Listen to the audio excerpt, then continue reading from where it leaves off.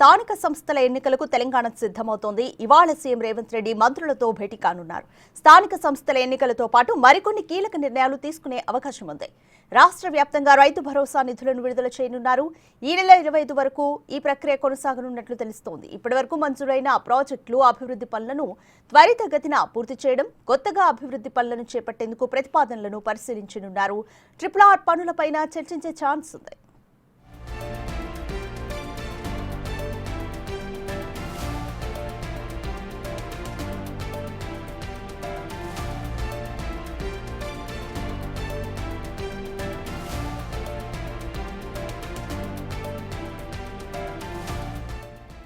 ఈ నెలలో స్థానిక సంస్థల ఎన్నికలను నోటిఫికేషన్ ఇవ్వాలని ప్రభుత్వం యోచిస్తోంది. ప్రభుత్వం అనుమతిస్తే ఎన్నికల ప్రక్రియను మొదలు పెడతామని రాష్ట్ర ఎన్నికల సంఘం తెలిపింది. రాష్ట్రంలోని 12,769 పంచాయతీలకు 2019 జనవరిలో ఎన్నికలు జరగగా గత ఏడాది ఫిబ్రవరి 1తో సర్పంచుల పదవీ కాలం ముగిసింది.